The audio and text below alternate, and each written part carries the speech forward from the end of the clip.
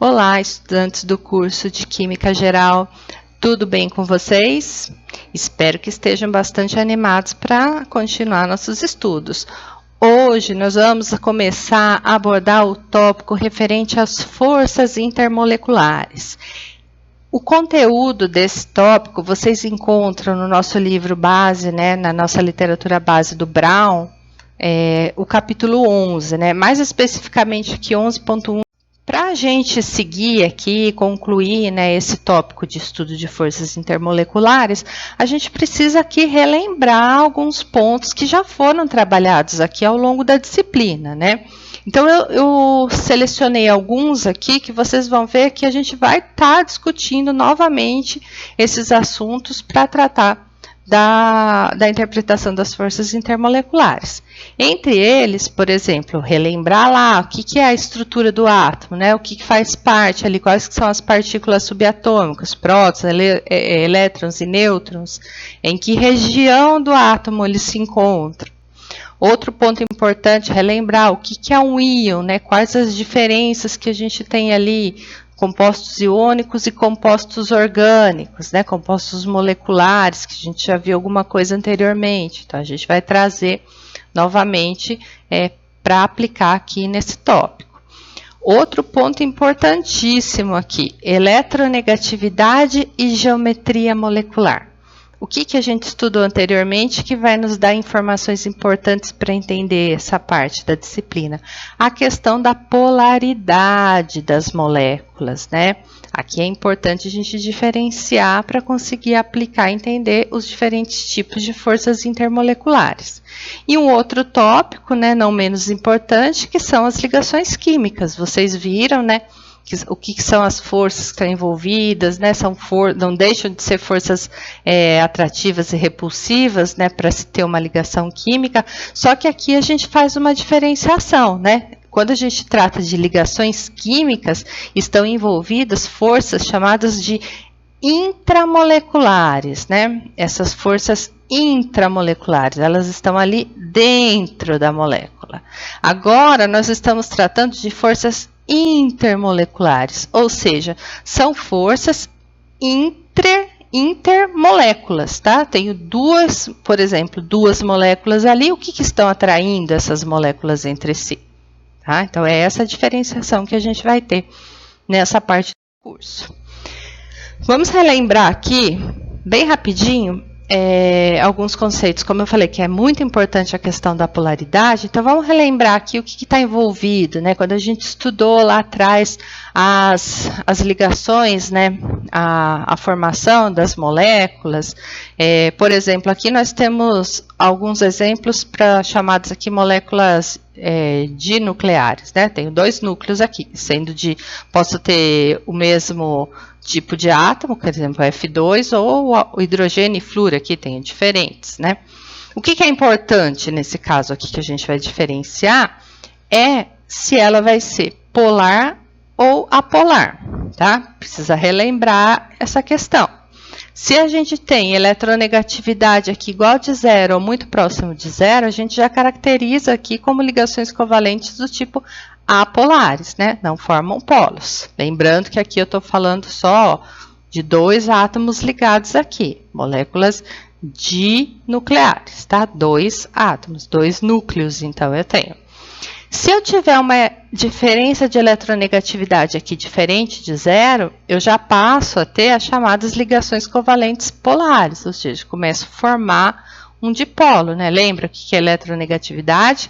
Capacidade, daquele átomo de atrair para si os elétrons, Lembrando que elétrons é negativo. Então, por isso que a gente tem que retomar e estudar aqueles tópicos que eu passei para vocês anteriormente. Se vocês não estiverem relembrando aqui, tiver com dificuldade, volta lá para o início do curso, dá uma lida no material, porque é importante, senão vai começar a ter problema daqui para frente.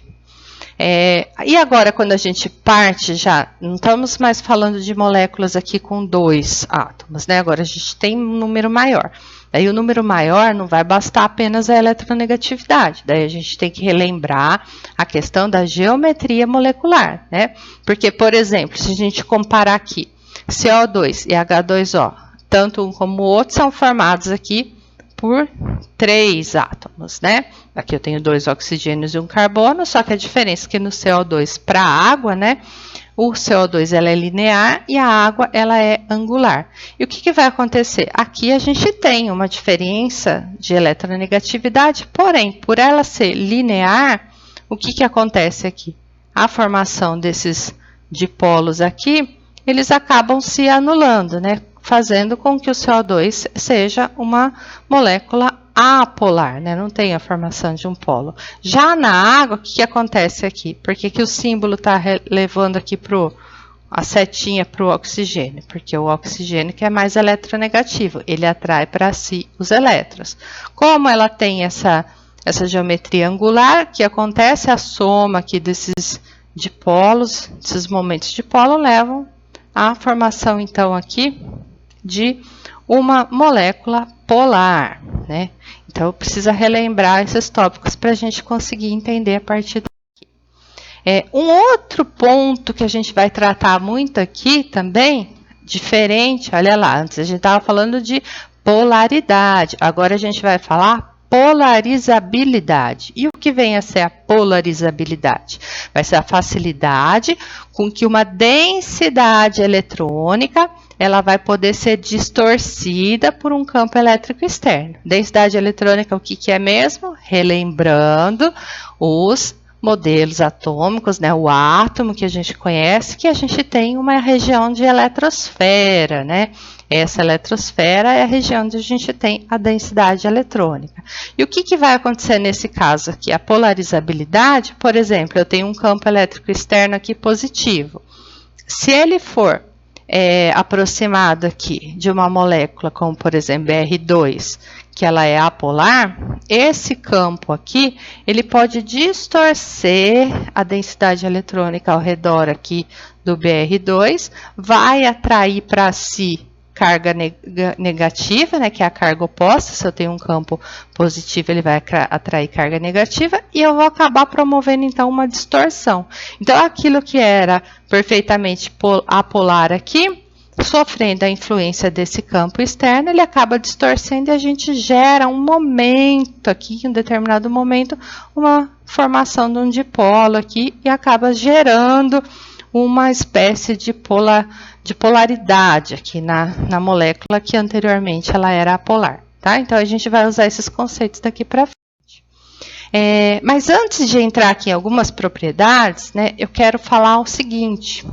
Vamos pensar para a gente, qual que é o objetivo da gente estar estudando esse tópico, né? Por quê? O que é importante, forças intermoleculares? Por exemplo, ao final aqui do estudo, aqui a gente vai poder explicar, por exemplo, por que a água ela é líquida na forma como a gente tem no meio ambiente, aqui nas nossas condições de ambiente. Por que ela é líquida?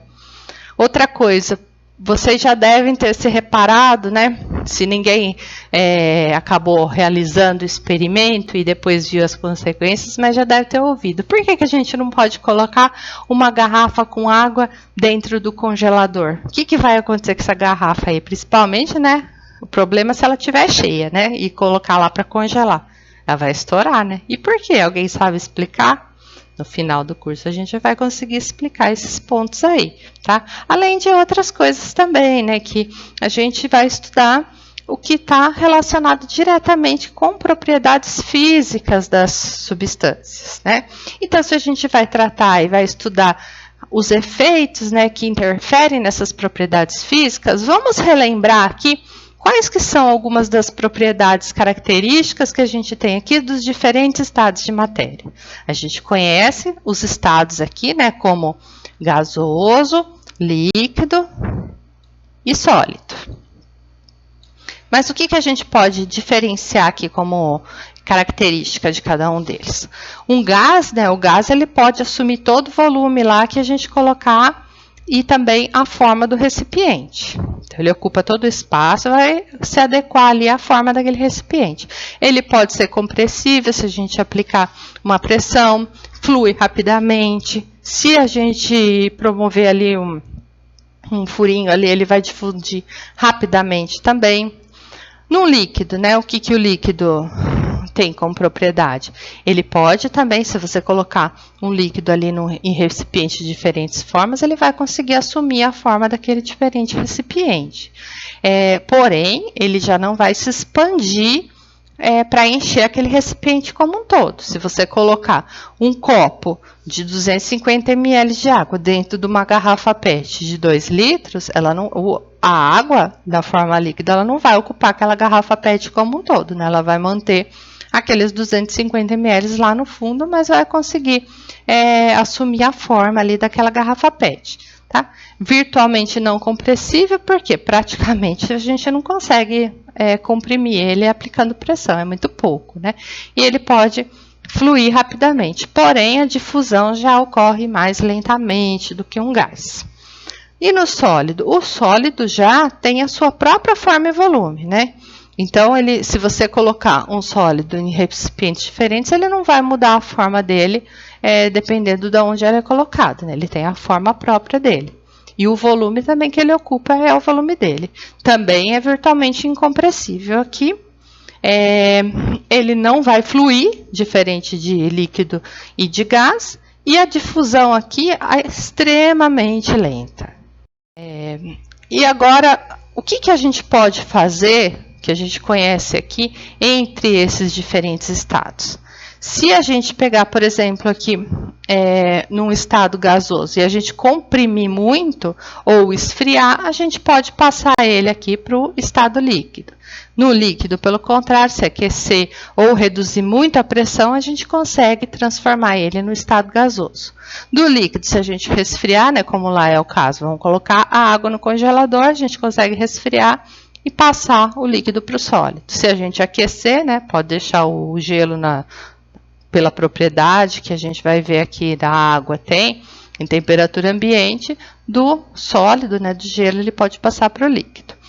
Mas por que tem essas características, né? O que tem de responsável aqui por essas características? O gás, ele tem uma desordem total ali. O que acontece? Tem muito espaço vazio aqui, mas as partículas, né, que fazem parte dos gases, elas estão ali em movimento total, né? Elas conseguem se movimentar muito rapidamente aqui e ficam com isso muito separadas para ter essa movimentação. No caso do líquido, tem uma certa desordem aqui, né? Elas estão livres para se mover umas às outras, mas elas já estão muito mais próximas. Ou seja, elas sofrem muito mais aqui o chamado efeito dessas forças intermoleculares, né? O gás, eu não posso dizer que ele está livre dessas forças intermoleculares, porque senão, quando a gente estudou até lá no ensino médio, PV igual a nRT, lembra? Era aplicado para um gás ideal, ou seja, um gás ideal a gente assume que não tem essas forças intermoleculares, mas num gás real, ele sofre interferência dessas forças intermoleculares também. Tá? Mas aqui vem um outro caso de estudo dos gases, a gente não vai entrar ali. Tá? É só para tentar explicar a diferença entre os estados físicos, né? No sólido, principalmente que o sólido cristalino, né, nós temos um arranjo ordenado. As partículas, elas praticamente não se movimentam, tá fixa ali e estão muito próximas umas das outras, né? Então, o que a gente pode dizer a respeito das forças intermoleculares são as forças que mantêm aqui, por exemplo, os sólidos e líquidos unidos, né? Elas têm maior magnitude aqui, conseguem manter essas moléculas aqui unidas entre si dentro da substância como um todo. E o que a gente vai diferenciar agora aqui, né? Quando a gente estudou a ligação química lá, por exemplo, a ligação covalente, eu falei para vocês que era uma força intramolecular, porque ela ocorre ali dentro da molécula, né? Formando, por exemplo, o HCl. É a força que eu tenho entre os átomos que fazem parte dessa molécula aqui. Ela é muito forte aqui. e mantém eles unidos e que vai ser responsável pelas propriedades químicas daquele material. Por exemplo, se eu ligar hidrogênio com cloro e formar o ácido clorídrico, eu vou ter as propriedades químicas do ácido clorídrico. Já a atração que a gente tem entre moléculas, agora eu tenho uma molécula do ácido clorídrico interagindo aqui com outra molécula do ácido clorídrico pelas forças intermoleculares, que são muito mais fracas aqui, né, do que uma ligação covalente, mas elas são responsáveis pelo quê?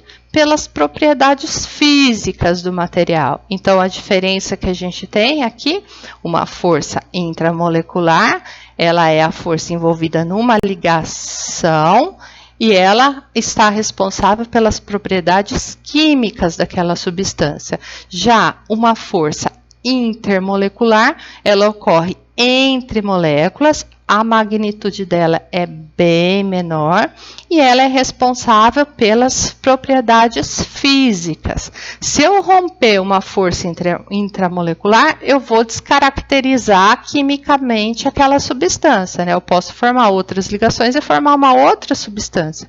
Agora, se eu romper essas forças intermoleculares, eu não vou descaracterizar a substância. O que vai acontecer aqui é que eu vou alterar as propriedades físicas, né? Por exemplo, eu posso passar de um estado líquido para um gasoso, né? Eu posso mudar as propriedades físicas com que aquela substância se encontrava. Então, em relação à força, né, é muito mais fraca uma interação, né, entre moléculas, uma força intermolecular, do que uma força intramolecular. Então, é muito mais fácil, por exemplo, eu mudar o estado físico do que eu romper essa ligação e descaracterizar a substância que a gente está estudando, tá? Então, se eu entrar aqui, se eu for aquecer o material para entrar em ebulição, ou se eu for fundir, né, do sólido para líquido, o que eu estou fazendo? Eu estou rompendo as forças intermoleculares, ok? Gente, então eu vou parar o vídeo por aqui e a gente continua no próximo vídeo para ver quais são as principais forças intermoleculares e as diferenças que a gente tem entre elas, ok? Até a próxima aula, então.